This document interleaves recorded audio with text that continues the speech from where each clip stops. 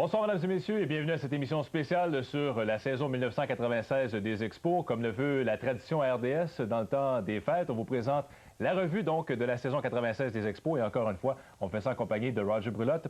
Roger, bonsoir. Et lorsqu'on parle de la saison 1996 des Expos, il faut l'avouer, les Expos nous ont offert une saison vraiment surprenante, du baseball très excitant. Et on ne s'attendait pas vraiment à une saison où les Expos seraient dans la course jusqu'à la fin, comme ce fut le cas en 96. Non, Denis, parce qu'en 96, même au camp d'entraînement, on voyait les Expos participer dans une course. Une course peut-être pour le meilleur deuxième. Mais au mois d'année, tu n'es pas dans la course meilleur deuxième, tu es dans la course pour le premier rang face aux Braves d'Atlanta. C'est une agréable surprise du début jusqu'à la fin. Alors, toute une saison 96 et au cours de la prochaine demi-heure, nous allons justement regarder les faits saillants. Il y a eu plusieurs joueurs qui se sont illustrés au cours de la saison. Des matchs également on a des bons souvenirs de quelques matchs au cours de la dernière campagne. Donc, demeurez les nôtres. On fait la revue de la saison 96 des Expos. Ça se poursuit dans quelques instants.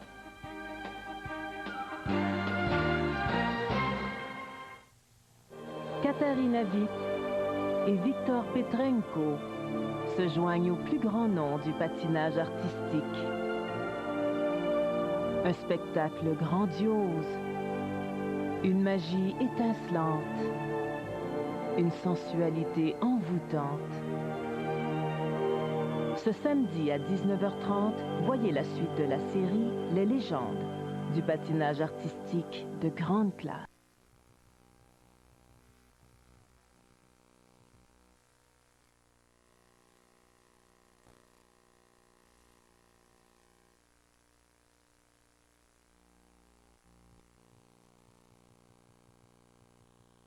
La nouvelle Grand Prix de Pontiac, la passion de conduire.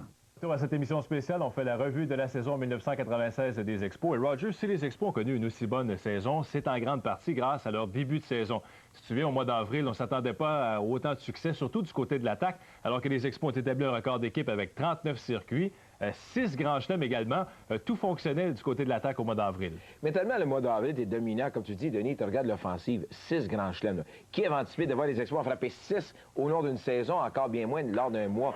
Un mois dominant, tu as eu des jeunes qui ont eu la chance de s'établir et surtout enlever beaucoup de pression sur leurs épaules à cause de leur succès offensif. Et lorsqu'on regarde le rendement de l'équipe, à la mi-mai, les Expos avaient déjà 15 matchs au-dessus de 500. Ça, c'était presque le meilleur rendement de l'histoire de l'équipe. Alors, c'était vraiment une surprise parce que lorsque les Expos ont quitté pour le début de la saison, on avait des points d'interrogation, mais finalement, tout a fonctionné dès le premier mois de la campagne. Si tu te rappelles bien au camp d'entraînement, le gérant disait il manque une chose, profondeur. Profondeur, si je perds un de mes joueurs clés. 15 matchs au-dessus de 500. La perte de Rondell White tôt dans la saison. On a pu le remplacer tôt dans la saison par un FP Santangelo, par un Henry Rodriguez. Mais à un moment donné, ces joueurs-là sont devenus les joueurs qu'on connaissait. Mais en début de saison, 15 matchs au-dessus de 500, Denis, on préparait la parade. Lorsqu'on regarde le rendement de l'attaque du côté des Expos, il y a un point justement important, tu le mentionnais tantôt, la perte de Rondell White vers la fin du mois d'avril.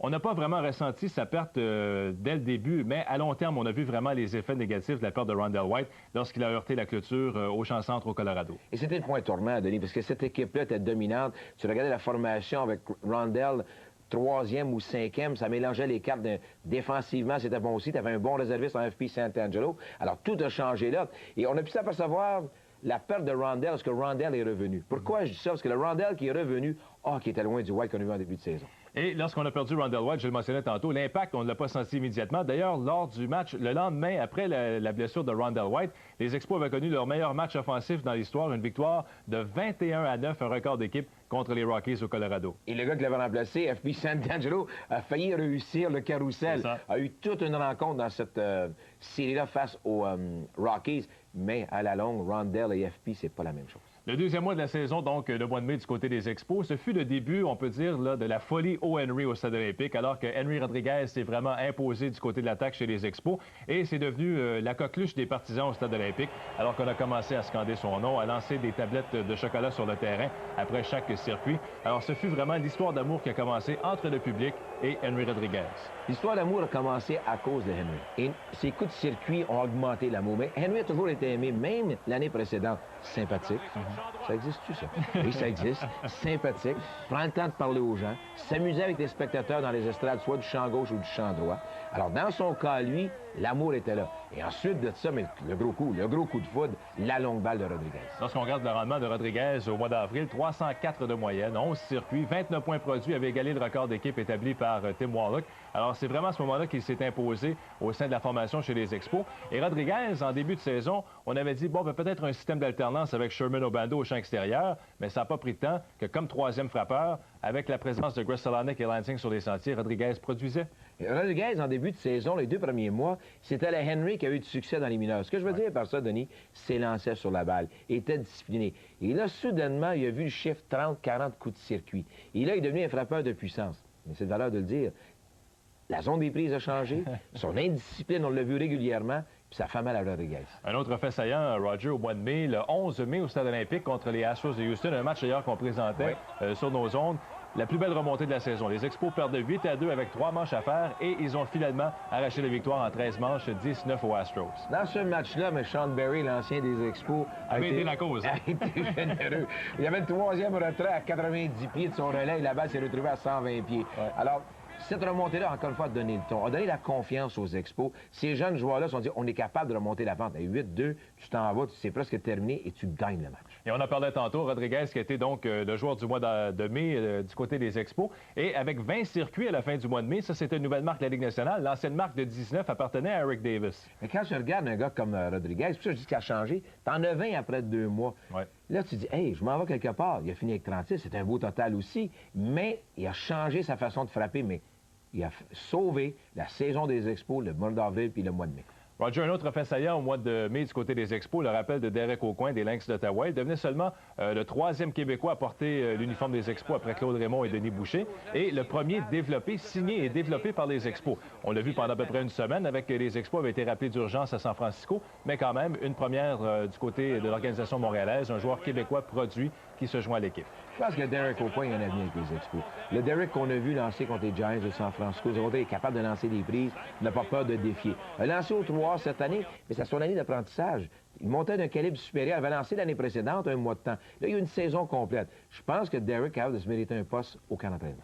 Au mois de juin, maintenant, du côté des Expos, il y a encore des joueurs qui se sont illustrés. On se souvient d'un match à Denver, au Colorado, où la balle voyage très bien.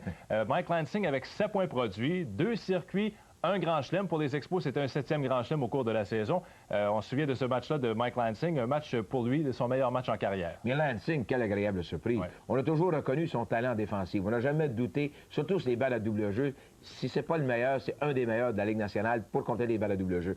Et cette année, offensivement, il nous a montré de la puissance, il nous a montré une bonne moyenne au bâton. Alors, toute une saison pour Lansing. Oui, lorsqu'on regarde son rendement, comme deuxième frappeur d'ailleurs, parce qu'on sait que c'est lui qui avait approché Philippe Alou au camp d'entraînement, lui avait demandé le poste de deuxième frappeur parce qu'il avait frappé 6e la saison précédente, a fait de l'excellent travail, 99 points marqués. Lui et Grzelcyk, la combinaison 1-2, était presque toujours sur les sentiers. Et Lansing, un des joueurs par excellence au cours de la saison. Il y a eu plusieurs joueurs qui se sont distingués et Lansing aurait pu lui aussi être choisi possiblement joueur de l'année. Les succès, Denis, du 3e et 4e frappeur, ça aide toujours le 1 et 2.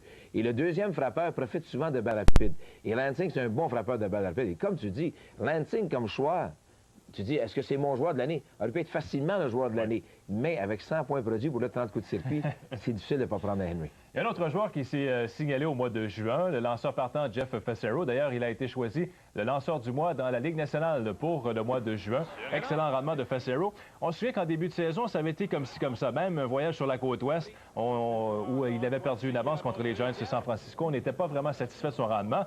Mais à partir du mois de juin, et peut-être une petite altercation avec un des officiels, ça a complètement changé la saison de Jeff Fassero. Bruce Fleming. Parce que souviens-toi, ça a commencé à Pittsburgh, lorsque Charlie Williams était l'officiel, et Fassero s'est plaint du travail de Williams derrière le marque. C'est ça. On arrive au stade olympique, une balle frappée le long de la ligne, fausse balle ou bonne, oublions ça. Williams a encore impliqué dans la décision, il s'en prend à Charlie Williams. Et là, le lendemain, Bruce Fleming... Sa petite conférence de presse avant le match au Quelle conférence? Puis là, il dit, écoutez bien, pour un gars qui lance pour une fiche inférieure à 500, il est pas mal bien payé, il devrait lancer au lieu de critiquer les arbitres. Et à compter de ce moment-là, Fassero a changé et est devenu tout un lanceur.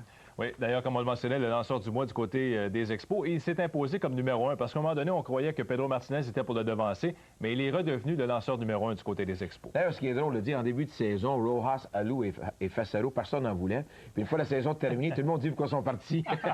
Ça montre jusqu'à quel point la deuxième moitié de saison a changé dans le cas de Fassaro et les deux autres qu'on a mentionnés. Au mois de juillet, chez les Expos, un mois plus difficile avec une fiche de 11 victoires, 15 défaites au cours du mois de juillet, mais les blessures ont commencé justement à se faire sentir du côté de l'organisation montréalaise. Après la blessure de Rondell White, donc, il y a eu David Segui qui lui aussi a dû s'absenter en raison d'une fracture au pouce droit, atteint par un tir de Hugues Urbina sur un jeu au premier but. Et Moïse Salou également avec une élongation à la jambe. Alors là, on commençait à voir justement le manque de profondeur, ce qui était le point d'interrogation au début de saison. Les Expos en ont ressenti un petit peu plus au mois de juillet avec l'absence de ces joueurs. La masse salariale des Expos te fait pas mal avec les joueurs réguliers sur le terrain. Les 8 joueurs sur le terrain, tu te débrouilles bien. Tes lanceurs, tu te débrouilles bien. Mais la réserve, le deuxième joueur, ton joueur auxiliaire, c'est là qu'il y a la différence. C'est là que la masse salariale te fait mal. Ouais. Parce que les joueurs réguliers étaient corrects. Mais là, ce que tu perds à Rondell White, tu parles en face de ça, Segui, tu mentionnes Alou. Bien beau de vouloir, là, mais la profondeur n'était pas là. Et Roger, à la pause du match des Étoiles, les Expos se retrouvaient donc avec un dossier de 49 victoires, 38 défaites, seulement 5 parties quand même des Braves d'Atlanta. Et il y a 3 joueurs des Expos qui se sont rendus à Philadelphie pour le match des Étoiles. Pedro Martinez, Mark Grudzielanek et Henry Rodriguez. Écoute bien, Grudzielanek, quel retour. Moi, quand je parle d'un retour, c'est un joueur que l'année précédente, arrivait du 2A, avait été dominant. On l'a cédé au niveau 3A, ça allait pas bien. Au camp d'entraînement, on se posait des questions. Est-ce qu'il était capable de frapper à la Ligue nationale? Il l'a prouvé. Et surtout, à l'arrêt-court, la Ligue nationale, là, il y en a des bons. Mais il s'est retrouvé là. Alors, demeurez les nôtres dans quelques instants. On poursuit avec notre bilan de la saison 1996 des Expos avec la deuxième moitié de saison. Les Expos ont été dans la course jusqu'à la fin. Et également, un petit regard sur 1997. Qu'est-ce que l'avenir nous réserve maintenant chez les Expos? Tout de suite, après la pause. Cette émission spéciale sur la revue de la saison 1996 des Expos. On est maintenant rendu en deuxième moitié de saison. Roger, lorsqu'on regarde du côté du mois d'août, les Expos jouent pour 500. 14 victoires, 14 défaites. Il y a quelques faits saillants quand même du côté du mois d'août chez les Expos. C'est l'entrée en scène de plus en plus maintenant de FP Santangelo qui s'impose. On l'utilise à toutes les sauces du côté de Philippe Alou comme voltigeur, même au troisième but à l'occasion. Et de plus en plus, Santangelo maintenant commence à mêler les cartes comme recrue de l'année dans la Ligue nationale. Si ce joueur-là va évoluer avec une autre formation que les Expos, a une chance d'être la recrue par excellence. Avec les Dodgers, entre autres. Il passe le travail. Entre Hollingsworth et FP Santangelo, soyons honnêtes, FP a connu une meilleure saison qu'Hollingsworth. Hollingsworth a de meilleures statistiques globalement, mais FP a connu une meilleure saison à cause du rendement qu'il est obligé d'accomplir avec les Expos. Et d'ailleurs, c'est lui qui a été choisi le joueur du mois d'août chez les Expos, FP Santangelo. 373 de moyenne, 15 points produits. Et il est devenu lui aussi un favori de la foule par un style très agressif. Les jeux de base les accomplit bien, que ce soit le vol de but, l'amorti-sacrifice, le squeeze. Il est devenu lui aussi un favori de la foule au cours du mois d'août. Dans n'importe quel sport, lorsqu'un athlète donne un effort, lorsque l'athlète prend le temps de forcer, d'essayer quelque chose, les gens vont aimer même les insuccès. Rappelle-toi d'un amorti-sacrifice, les gens sont levés debout pour crier FP, FP. On a un rappel même pour un squeeze, tu te souviens? Ben oui, ça donne une idée jusqu'à quel point il est apprécié par la foule. Lorsqu'on regarde le mois d'août également, il y a un match qui avait retenu l'attention au Stade olympique. C'était le 12 août contre les Astros de Houston.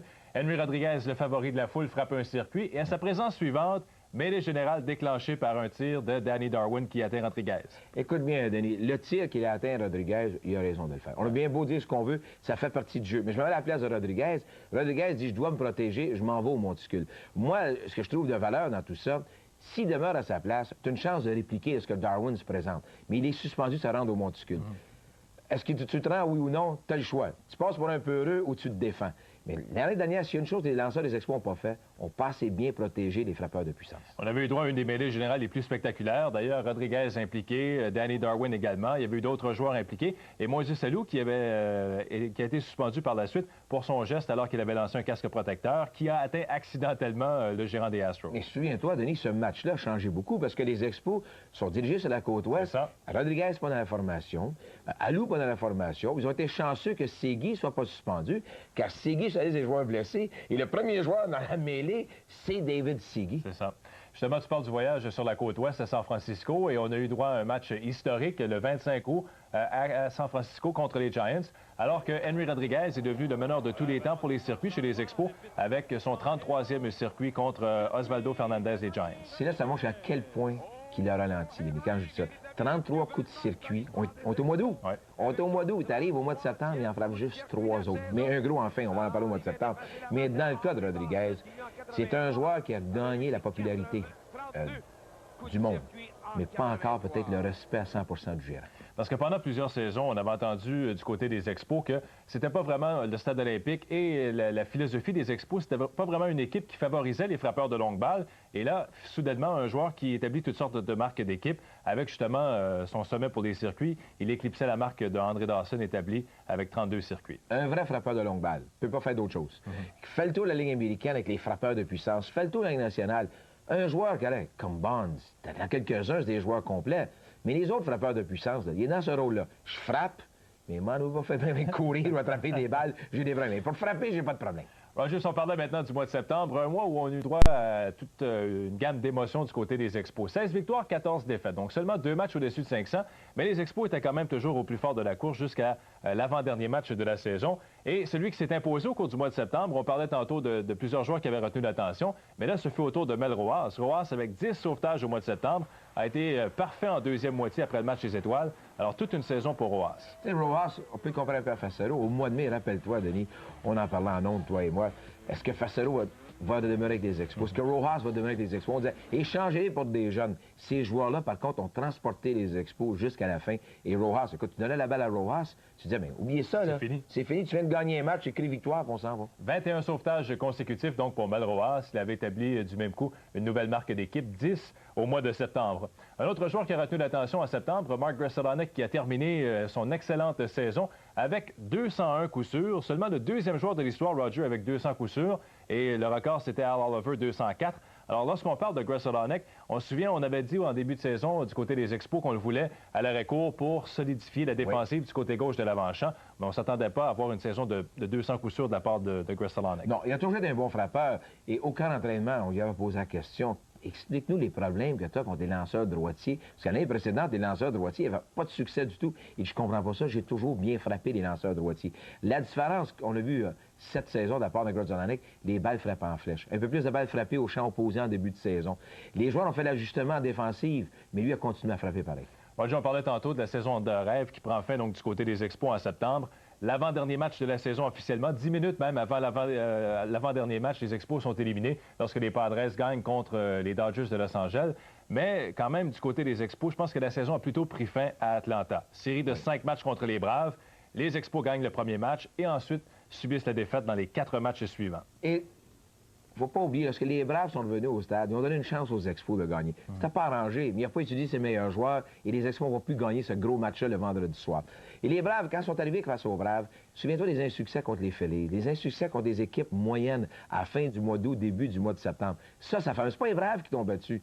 C'est une fois que tu es arrivé contre eux autres, tu dis, mais écoute bien, là, il va être trop tard pareil. C'est les autres équipes que tu n'as pas eu la chance de battre. Parce que lorsqu'on regarde cette dernière semaine du calendrier du côté des Expos, bon, ils avaient gagné le premier match à Atlanta, subi 4 défaites par la suite, même le lundi, alors que les Braves avaient utilisé plusieurs joueurs, plusieurs réservistes après avoir gagné le championnat le dimanche, alors que John Smoltz avait eu raison de Jeff Fassero.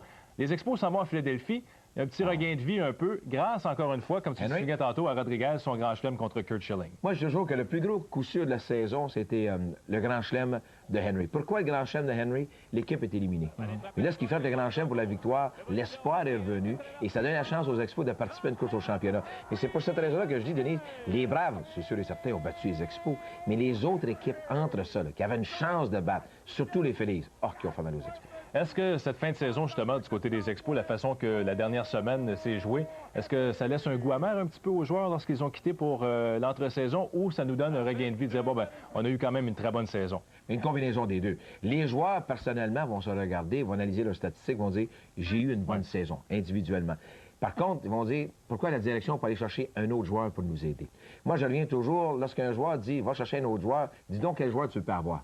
C'est ça que tu dois faire. Si on t'a cherché Leiter, on est d'accord que Leiter, c'est une surprise. Là. Personne ne s'attendait à voir un gars qui avait une moyenne de 5, qui donnait 5 points par match. Il a continué à donner ses 5 points par match, mais on en a marqué 6 par match. Il a quand même donné, justement, garder l'équipe dans la course. Il t'a gardé, il a subi une défaite. Là. Alors, son rôle a été formidable dans le rôle de lanceur partant. Mais sur un plan d'équipe, pour les joueurs, ce qui est le fun de voir, je pense qu'ils vont retourner à la maison, ils ont vécu une course au championnat. Maintenant, ils connaissent c'est quoi. Parce qu'il y en a un qu'on a manqué beaucoup aussi, c'est Shane Andrews. Andrews qui était atteint à la main. Andrews, mentalement, a eu une saison difficile parce qu'il y a eu beaucoup de choses à l'extérieur du terrain. Décès dans la famille, il manque 4 matchs. Ensuite, se blesse à la main et jamais eu le même joueur. Peut-être mentalement, ça va l'aider lui aussi. Il y a deux joueurs qui ont un petit peu déçu, justement, en fin de saison, dans la série contre les Braves et dans le dernier droit, Moises Alou et Rondell White. Rondell White, évidemment, en raison de sa blessure, n'est jamais revenu de joueur qu'il était. Et on espère justement qu'il sera mieux en 97. Et du côté de Moises Alou, lui aussi, on n'a pas eu de coup sûr opportun, surtout dans la série contre les Braves à Atlanta. Dans le cas de Moises Alou, ça va avec les Marlins, il va être excellent. Et je le dis honnêtement, parce que les statistiques que Moises a, c'est les statistiques d'un 5e, 6e frappeur, mais le 2e ou 3e meilleur frappeur de l'équipe, pas le meilleur producteur de points. Là, ce qui était avec Larry Walker, souvenez-vous, il y a eu des grosses saisons. En 94, lorsqu'il est bien encadré. Oui, mais il va bien remplir son rôle. On va regarder avec les Marlins cette année, il va dire, hey, quelle saison, oui. Mais avec les Expos, ça prenait plus que ça. Quand tu penses que Rodriguez, ça ferait plus de coups de circuit que lui, plus de points produits que lui, pas supposé. Moises est supposé d'être au meneur.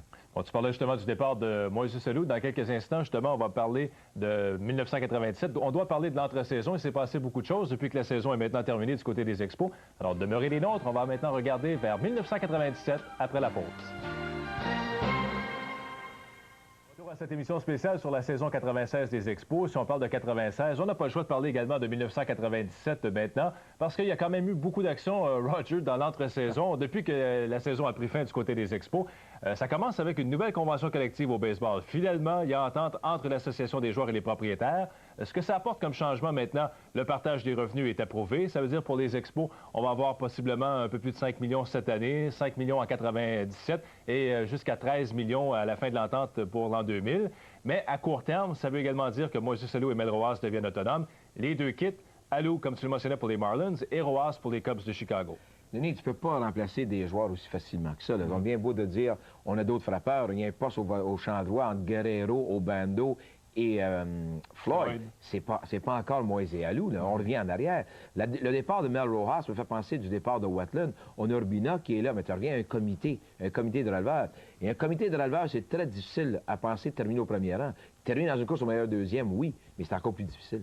Lorsqu'on regarde avec cette nouvelle entente, donc au baseball majeur, on le mentionnait, le partage des revenus, c'est une des facettes possiblement positives pour les Expos à long terme, au moins. Et lorsqu'on regarde également, c'est maintenant le début du calendrier Interligue en 97, alors que pour la première fois, les Expos vont jouer contre des équipes de la Ligue américaine, des équipes de la Division Est. Entre autres, une série au Skydome de Toronto autour du 1er juillet, la fête du Canada. La fête du Canada. Ben, je veux dire, ils vont porter leur chandail rouge, j'ai écrit Canada dessus. Est-ce qu'on va y aller avec notre chandail du Québec?